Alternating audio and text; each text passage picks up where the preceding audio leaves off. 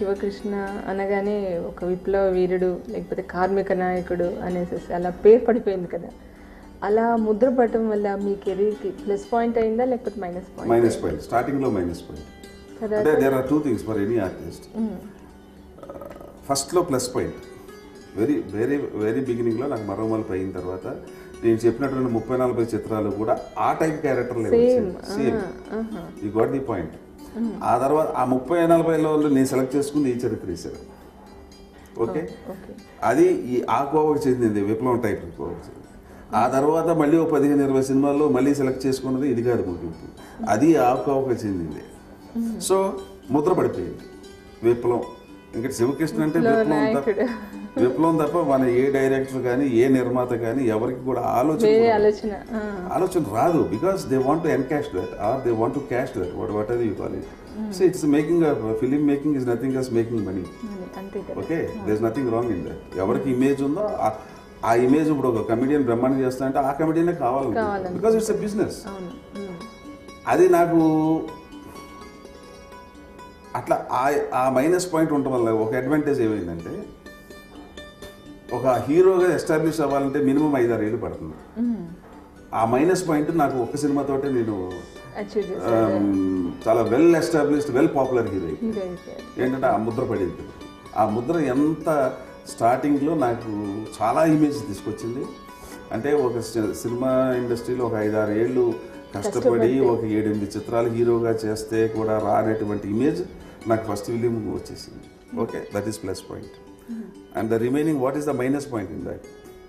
ఆ తర్వాత ఒక 2-3 ఒక 5-6 చిత్రాలు ఒక 10 చిత్రాలు అయ్యేటప్పటికి ఐ హ్యావ్ రియలైజ్డ్ ఈ మోసం అంటే ఇమ్మీడియట్ గా ఒక 4 years ఇంటికి వెళ్ళిపోవటం guarantee. This is the main drawback and the most disadvantages. ఒక ఆర్టిస్ట్ కి ఆ ముద్ర పడిందంటే దాంట్లో ఛేదించుకోవడం చాలా కష్టం. ఇక అప్పుడు ఏం చేయాలా? ఓన్ ప్రొడక్షన్ కావాలి, 100% కావాలి. దెన్ ఐ స్టార్టెడ్ అగైన్ ఆడపడుచు కమర్షియల్ హీరో. అంతకుముందు కమర్షియల్ హీరోలు చేశాను, చేయలేదని కాదు.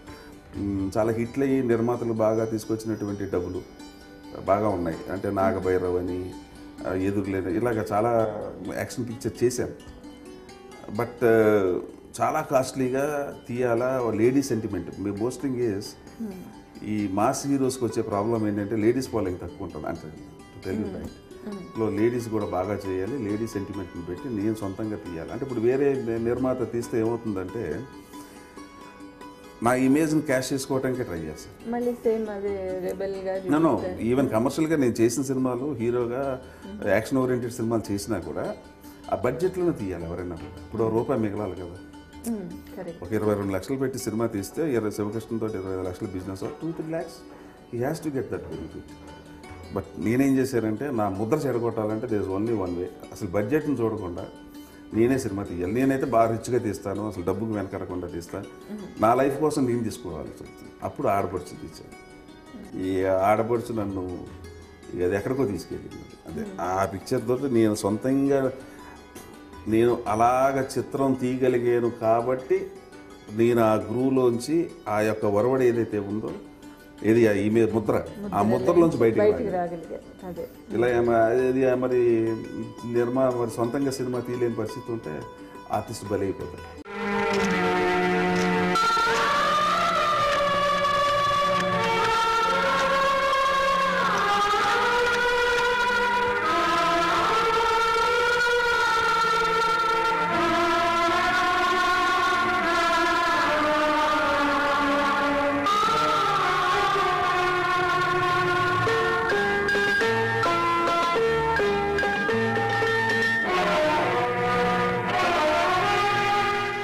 విప్లవ నాయకుడు అని ఎలా గుర్తొస్తారు, అట్లాగే ఎస్ఐ అంటే కూడా మీరే అనేసి పోలీసు పాత్ర. పోలీసు ఇప్పుడు ఎంత జీవితంలో అన్ని విచిత్రాలే జరిగింది. నెక్స్ట్ లైట్ పాత్ర వేయాలా, విప్లవకారుడు వేయాలి అంటే శివకృష్ణ. ఎస్ఐ ఇది ఒక పెద్ద ఒక ఆపోజిట్ సైడ్. అట్లా పోలీస్ అనేది ఇది వీళ్ళకి ఆపోజిట్. అవును, నాకు అదృష్టం ఏంటో తెలియదు కానీ అది బికాస్ ఆడపడుచు చెప్పాను కదా మీకు, అందులో ఎస్ఐ కదా, దాంట్లో నేను ఎస్ఐగా చేశాను. అది సూపర్ హిట్ అయిపోయింది. ఆ తర్వాత ఒక 30 సినిమాలు చేసి ఉంటాను, ఎస్ఐ వేషాలు వచ్చాయి. సో నాకేంటంటే నా అదృష్టం ఏంటంటే నేను అటు ఈ సైడ్ క్యారెక్టర్స్ పేరు వచ్చింది, నాకు ఆ సైడ్ క్యారెక్టర్స్ కూడా పేరు వచ్చింది. సో సెంటిమెంట్ అదేముంది, పోలీస్ ఆఫీసర్గా బాగుంటాడు, ట్రిమ్గా ఉంటాడనో, లేకపోతే ఏంటో మరి సెంటిమెంటో, లేకపోతే సినిమాలు ఆడటం అంటే పోలీస్ అనేవాడు న్యాయానికి నిలబడి చట్టాన్ని నిలబడి ఉండాలి, అలా ఉంటారు అనేసి. అదే కదా ఇప్పుడు అసలు యాక్చువల్లీ మోస్ట్ కాంట్రవర్సీ విప్లవకారుడికి పోలీస్ అనేది బోత్ రెండు అలా చేయటం అలా రావడం అనేది అది just merely I can say it is my luck. ఇప్పుడు నిజ జీవితంలో శివకృష్ణ ఏంటి అలాగే ఉంటారా? ఎలా ఇప్పుడు కాలేజీలో కూడా మీకు అలాంటి భావాలు ఉండినాయా లేకపోతే ఉండినాయా? This is coming right from 3 generations in my family. మీ నాన్నగారు?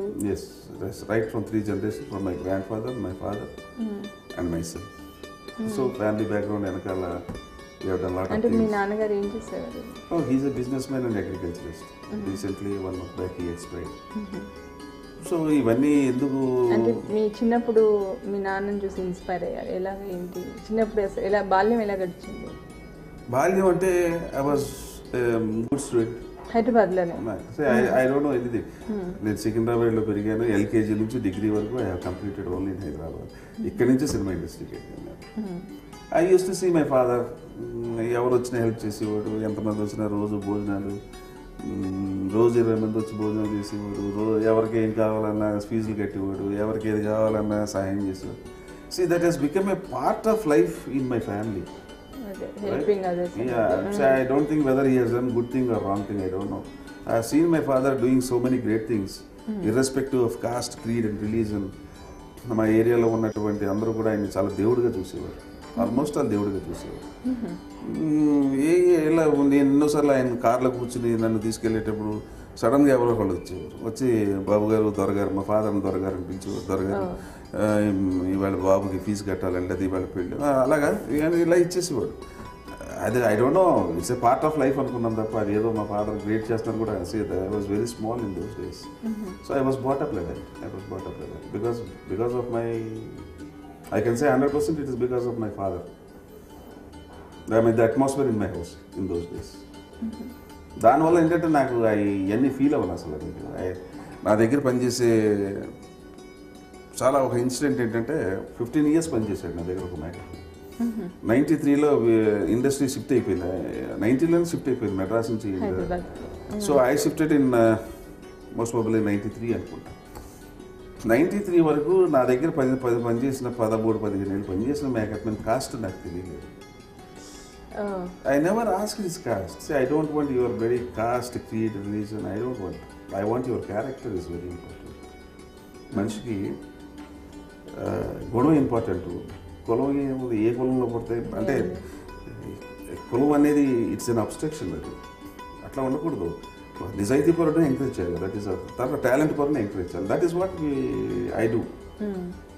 మన మేకప్ మనకి అసలు హైదరాబాద్ వచ్చేటప్పుడు అది కూడా ఎట్లా తెలిసింది అతని క్యాస్ట్ ఏంటంటే, రీజన్ ఏంటంటే, లేదు సార్ నేను కూడా హైదరాబాద్ లోకల్ సార్, నేను ఫలానా అని తనంతట తను చెప్పాడు కాబట్టి నాకు తెలిసింది. I don't know what is this caste. Because అదే ఏదో గొప్ప నేను అనుకోవట్లా. బికాస్ నేను 45-50 మా father settle in Hyderabad 57 years back. చిన్నప్పటి నుంచి నేను కాస్మోపాలిటన్ వెదర్ ఈ అట్మాస్ఫియర్లో పెరిగాను. ఏదో గ్రేట్ అంటే నేను అంటాను, బికాస్ నేను పెరిగిన వాతావరణం అటువంటి సార్. సారా బట్టి దగ్గర నుంచి పారిపోయి వచ్చిన మనిషిని నువ్వే చంపావు. నా కుక్క చంపింది. లాయర్ని చంపింది కూడా నువ్వే. నా కుక్క చంపింది. శ్వాస చావుకి పరోక్షంగా నువ్వే కారణం. నీ చెల్లెలు చంపింది. ఎస్ఐని నువ్వే చంపావు. అన్నీ అమ్మ సర్కిలా ఎంత తెలివిగలవాడివయ్యా నువ్వు. ఆవేశంలో ఆ పేరు బయట పెట్టి చెప్తావనే. ఆ పేరు బయట పెడితే నా గుండెకాయని ఎయిత్తుకు తినేస్తావు కదయ్యా నువ్వు. ఇప్పుడు మాత్రం నేను వదిలిపెడతాను అనుకోకరా. నీ కుట్రను కూకటి వేళతో సహా కూల్చివేసి నా చెల్లెల్ని కాపాడుకుంటాను. ఎగిరిపడమాకవా ఎర్రి సర్కిల. సాయంత్రం మనం జైలు మీద బయటికి వస్తున్నాం. అప్పుడు ఆట ఆడించేస్తాను. ఆట నువ్వు బయటికి రావడం కాదురా, నీ అన్న లోపలికి రాబోతున్నాడు సాయంత్రం లోపు.